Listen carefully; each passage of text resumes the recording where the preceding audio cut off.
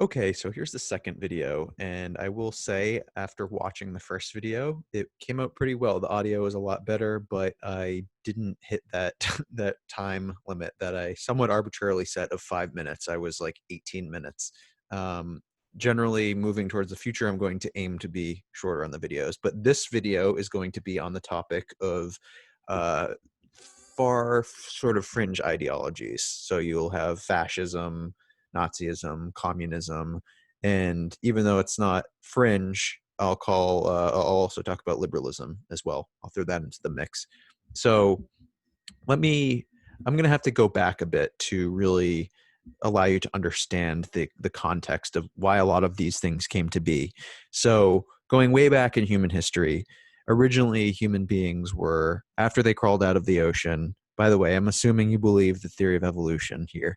After human beings settled on land, they were hunter gatherers, and then after being hunter gatherers, they were agriculturalists, and it became much more relevant that people own property and belongings and work the land and have resources for um, their subsistence. Essentially, it used to be they would migrate around, and once they became farmers and agriculturalists, they were tied to the land.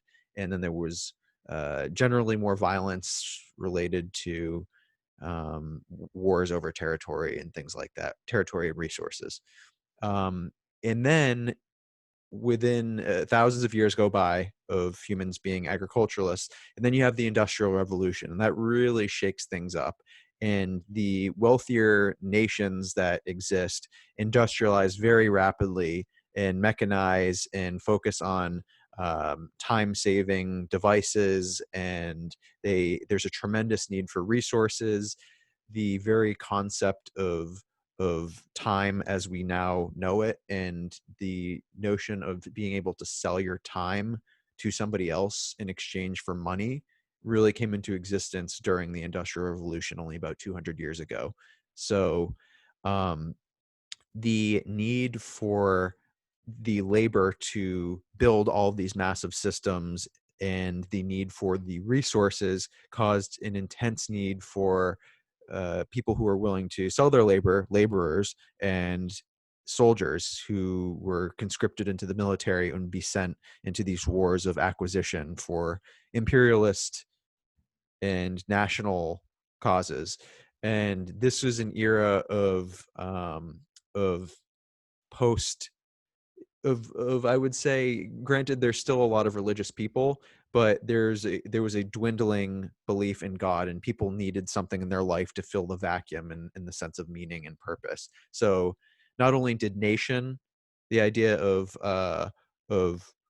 earthly utopia, being able to use the ideas of science to construct an earthly utopia rather than waiting for heaven come into play, but also the notion of uh, the collective and the nation really filled the void of what the idea of God used to um, take up. And so there were a whole bunch of different movements that came into play to address all of the workers' abuses, the abuses against labor as a result of the Industrial Revolution. And some of these ideas were socialism, communism, progressivism, fascism, Nazism, the New Deal that was put into effect during World War II. These were all meant to basically prevent a um, to prevent well, they had different exact reasons, but they were all meant to address the growing dissatisfaction and sense of alienation from average people who were laborers and soldiers rather than the elite. So one of the earliest ideas to come about was a result of a philosophical movement known as the Enlightenment. And I addressed this in the previous video, where the idea that came out of it was individualism, and it promoted the primacy of reason over orthodoxy, rather sort of leaving behind the ideas of the the overly zealous religious people who were highly authoritarian and moving into an age of reason and improvement and development and individual pursuit of happiness. So there was a shift towards liberalism, and that became a defining narrative. And that was really the narrative that defined the United States. It was built into the Constitution. It was built into the value system. The idea was if you keep people over time believing in these values, then society will perpetuate itself. If you inculcate the responsibilities of being in a liberal system, then over time people will um, perpetuate the system, and it will succeed. And yes, there are differences between people. So liberalism took the idea from Christianity and from religion that people are equal under the eyes of God, and it translated it into a sort of post-God society of people should be equal under the eyes of the law. And while it wasn't saying that people are inherently actually equal and that there's actually intense variation among people with their abilities and their resourcefulness and their productivity and their intelligence and their appearance and their abilities and pretty much every possible way, they should nonetheless be held to the same legal standards, and nobody should be discriminated against under the law. Obviously, this is the ideal. You fall short of it in reality, but you always aspire for the ideal. So the idea that the twin ideas that came about as the so the United States was the first really nation aside from the United Kingdom to industrialize. And there were other major nations that had to, or that felt that they needed to industrialize rapidly. They, a bunch of them weren't even really that powerful, but the notion of Marxism and communism and Leninism and Maoism and all these variations came about as an attempt to deal with the intense frustrations of everyday workers and to try to create a society based on equalizing people and redistributing wealth and taking from the haves or the people that um, that create more wealth and giving, or under the communist notion, the people who have stolen the wealth and skimmed the profits, the excess off of the labor. So you have a system of exploiters and exploited, of victims and victimizers, and it's inherently unjust. And the goal is a revolution of the working class, and an eventual, the working class being called the proletariat, and the owners of capital and the owners of the systems of production being known as the bourgeoisie. So ultimately, the idea was for the workers to overthrow the owners of all the systems of production and the owners of all the factories and the farms and everything, people who owned property, and to seize it for themselves and to run society more fairly and egalitarian. So this this ideology tended to gloss over the differences between people and assume that the the differences in wealth and differences in property that built up over time were a result of exploitation. And that wasn't wholly wrong, but it wasn't wholly right either. So that's really where the notion of communism came up. And China in the early 20th century was very backwards, and it was very agrarian. This guy Vladimir Lenin took the idea of Marx, and he felt that it wasn't, that communism wasn't, people just weren't going for it, and getting the workers weren't just getting zealous in starting the revolution. They were sort of distracted or bought off by, first of all, World War One, which took a bunch of people away from potential contribution towards the revolution, participation in it. And then also the notion that some governments started liberalizing and basically conceding, giving some benefits to workers so that they wouldn't revolt. So Lenin basically stoked it and pressed it anyway, and sure enough, you had the urban workers rebel and the rise of communism in the Soviet Union. About that was in 1917, I want to say, and about 30 plus years later, when China really started going down the path to communism and had its communist revolution, it was agrarian. So their revolution happened more in the countryside, and Mao Zedong was trying to do the same Leninist thing, but uh, with farmers rather than urban or industrial workers. So the goal for both was to industrialize.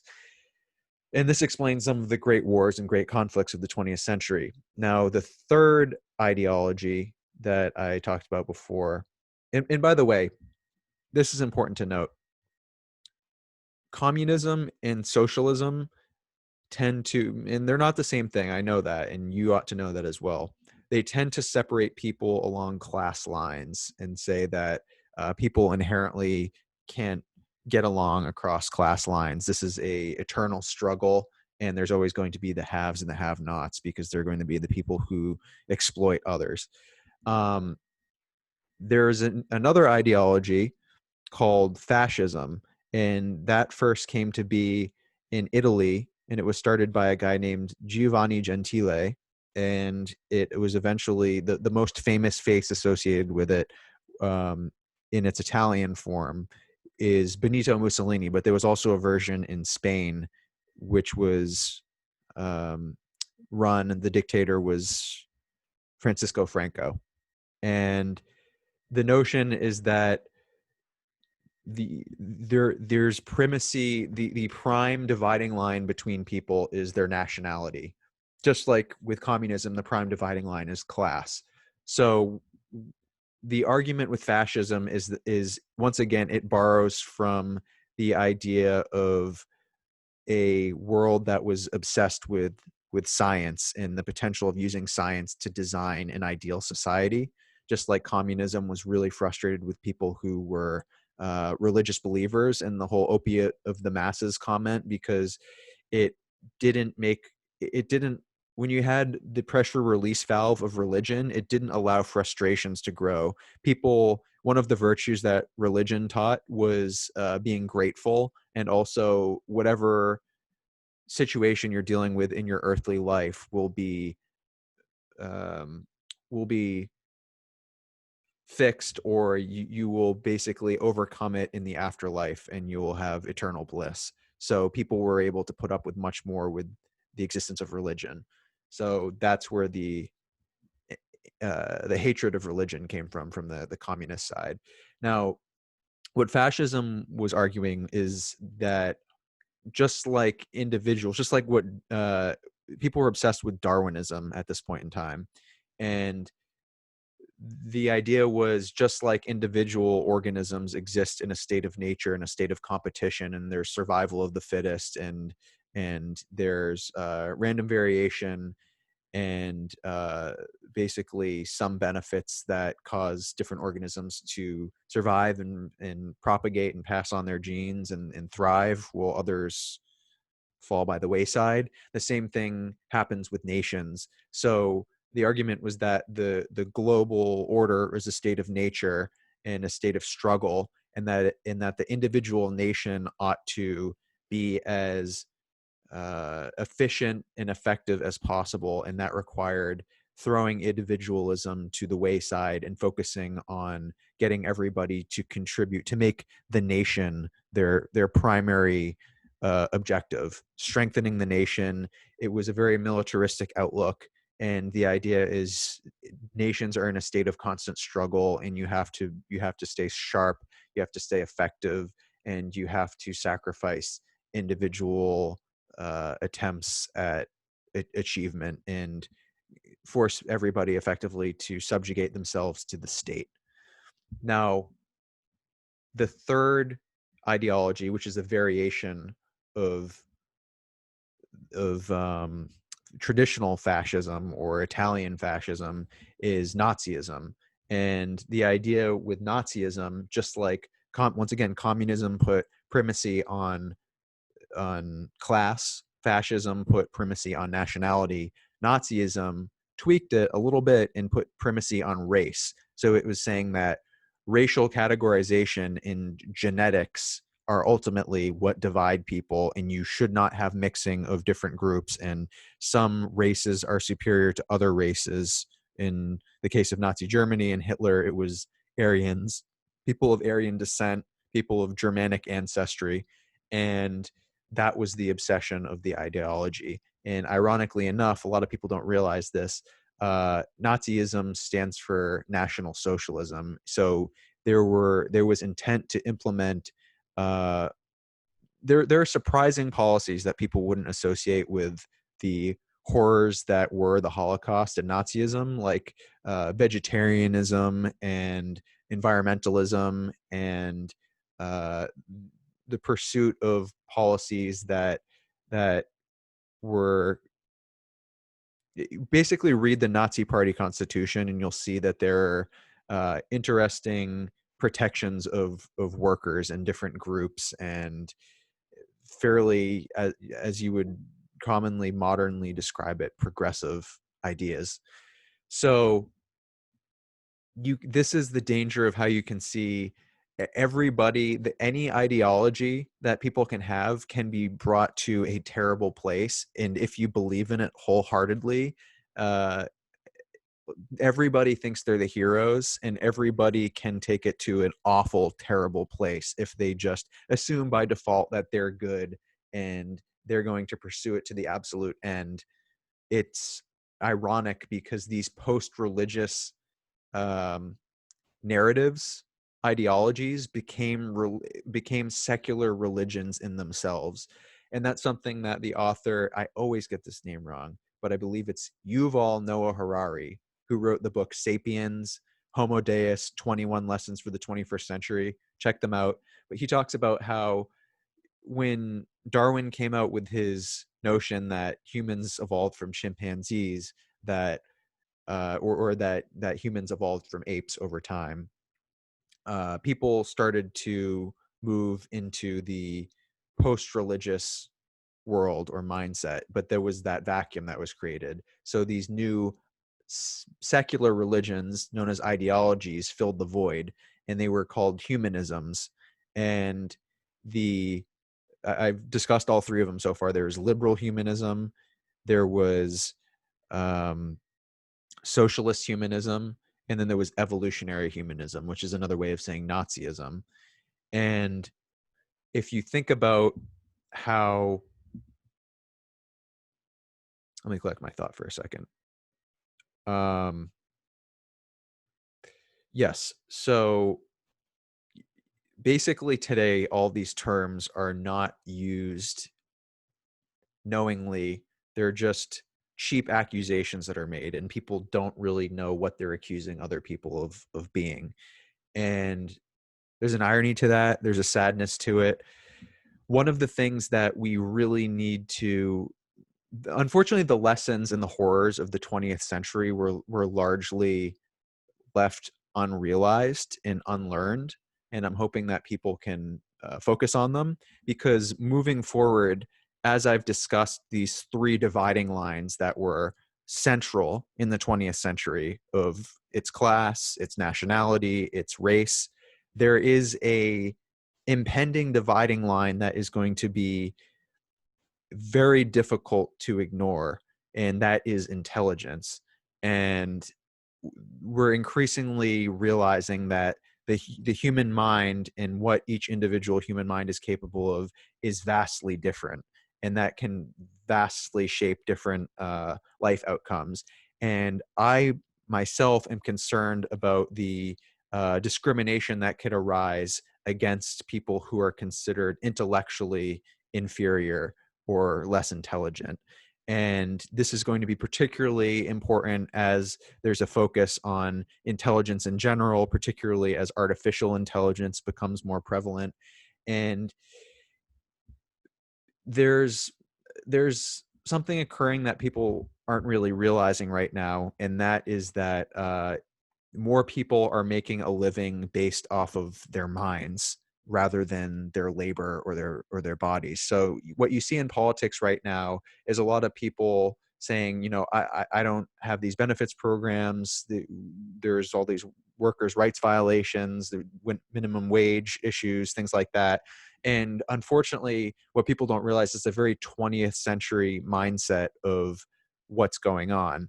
Now, the 20th century was a time where rapid industrialization was occurring, and the societies were still dealing with the effects of the Industrial Revolution more directly, and there were abuses against labor. So you had labor unions, you had all these ideologies that I've been talking about, and we're moving into an era where society no longer needs labor or soldiers as much, because resources as they were once needed are no longer needed as much. The new resources are resources of the mind, and um, what we need to build systems for and protect.